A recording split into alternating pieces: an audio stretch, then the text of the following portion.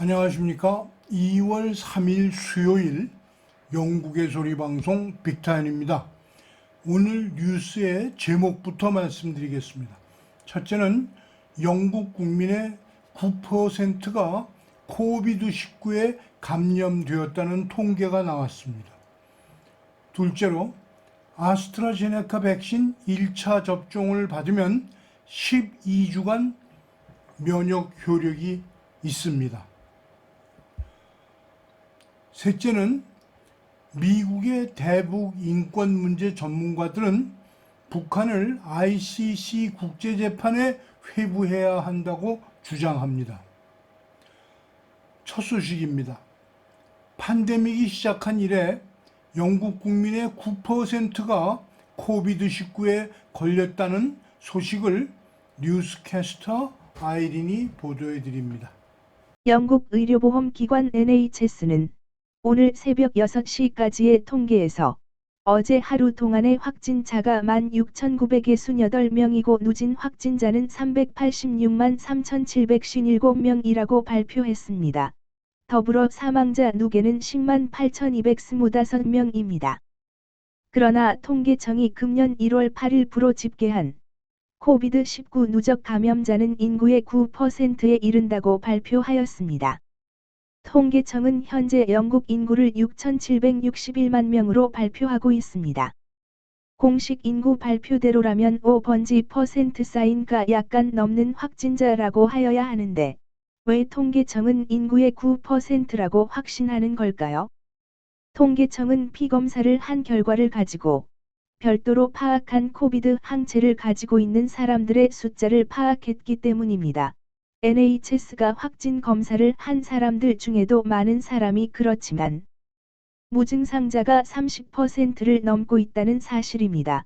무증상들은 자신들이 코비드에 걸렸다는 생각을 하지 않고 검사에 왔다가 확진 판정을 받고 있습니다. 이런 무증상 환자들은 혼자서 앓고 자연 치유됩니다. 그리고 항체가 형성된 사람들입니다. 불행히도 자신이 감염된 사실을 모르고 생활하기 때문에 가족이나 측근들에게 전염시키게 됩니다. 이런 사람들이 인구의 4% 되고 있다는 사실입니다. 이렇게 자연치유된 사람들은 코비드19 검사를 받더라도 음성으로 나옵니다. 피검사를 통한 항체 검사를 하여야만 이미 감염되었던 사람으로 분류됩니다. 영국 NHS가 인구 전체를 검사하는 전수검사를 백신 접종과 병행하는 이유입니다.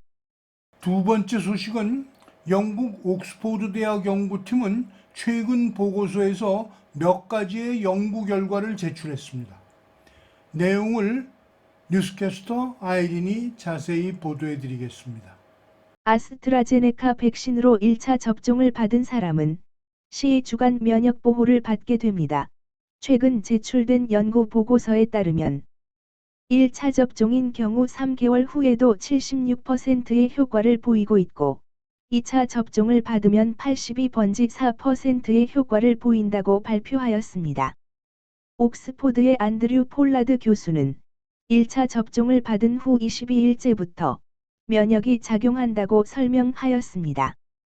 또한 이번 조사에서 코비드19를 앓고 회복된 사람들은 최소 6개월간 안티보디 항체가 유지된다는 사실을 발견했다고 발표하였습니다. 코비드19를 앓고 회복한 사람들의 99%는 생성된 항체가 최소 3개월간은 유지되고 88%는 6개월간 항체가 유지된다고 부연하였습니다. 다음은 미국의 인권 문제 전문가들이 북한을 ICC 국제재판소에 회부하여야 한다고 주장하는 내용을 빅타 현 뉴스 애널리스트가 보도해 드리겠습니다. 미국의 인권 문제 전문가들은 북한의 정치범 수용소만이 아니고 일반 교도소에서도 인권 침해가 도를 넘게 광범위하게 행해지고 있다면서 북한의 김정은을 국제재판소에 회부하여야 한다는 주장이 제기되고 있습니다. 이 소식을 미국의 소리방송 BOA가 전하는 영상으로 보시겠습니다. 유엔 국제법 전문가인 제러드 겐서 변호사는 2일 VOA와의 전화통화에서 북한의 심각한 인권 침해에 대한 국제형사재판소 회부는 반드시 이뤄져야 한다고 말했습니다. Absolutely. I mean, I think there's no question at all that Kim Jong-un, his regime, and his father and grandfather before him, have been committing crimes against humanity, against the people of North Korea. 북한 주민들을 굶주리게 하고 수십만 명을 혹독한 강제 수용소에 가두는 행위, 또 외국인들을 납치한 행위는 모두 국제사회가 규정한 반인도적 범죄에 해당한다는 겁니다. 유엔 인권 최고대표 사무소는 앞서 유엔 인권 이사회에 제출한 보고서에서 북한의 인권 침해 상황을 국제형사재판소 ICC에 회부해야 한다고 권고했습니다. 이 기구의 수장인 미첼 바첼레트 유엔 인권 최고대표는 2일 보도자료에서 반인도적 범죄에 부합할 수 있는 인권 침해가 북한에서 계속 자행되고 있다며 국제 공동체가 정의를 우선시하고 북한 주민들에 대한 중대한 인권 침해가 중단되도록 즉각 조치를 취해야 한다고 촉구했습니다. 뉴욕 콜럼비아 대학교 법과대학원의 노정호 교수는 북한 인권 문제의 ICC 회부는 북한 정권을 크게 동요시킬 수 있는 사안이라고 밝혔습니다. ICC를 김정은 회부가 돼가지고 실제로 재판을 받고 했을 경우에는 그 부분에 대해서는 실질적인 어떤 퍼니시먼트 징벌이 가해질 수 있으니까 어떻게 해서라도 그거는 이제 북한 입장에서는 피하려고 하는 거고 그게 이제 관할권이 없다고 주장을 하고. 노 교수 등 전문가들은 그러나 국제형사재판소 회부가 현실화되기까지는 난관이 많다고 지적했습니다.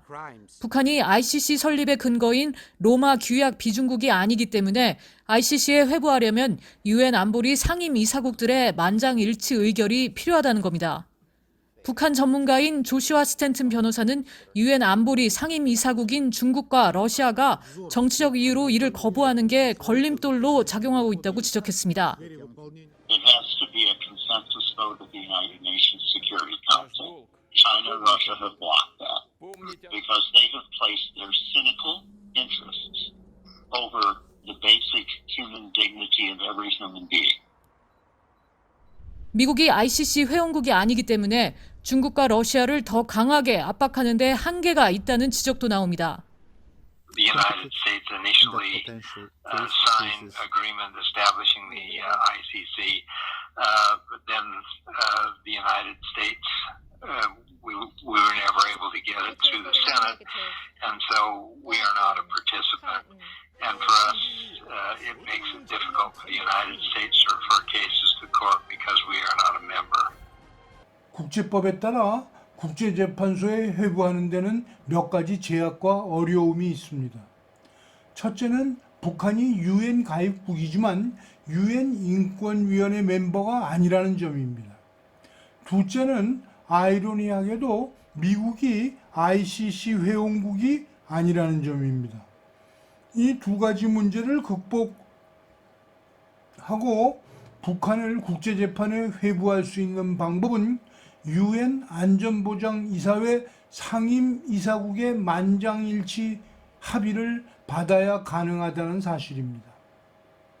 트럼프 대통령 취임 이전에도 이 문제가 유엔에서 상정되었지만 번번이 중공과 러시아의 반대로 실패하였습니다.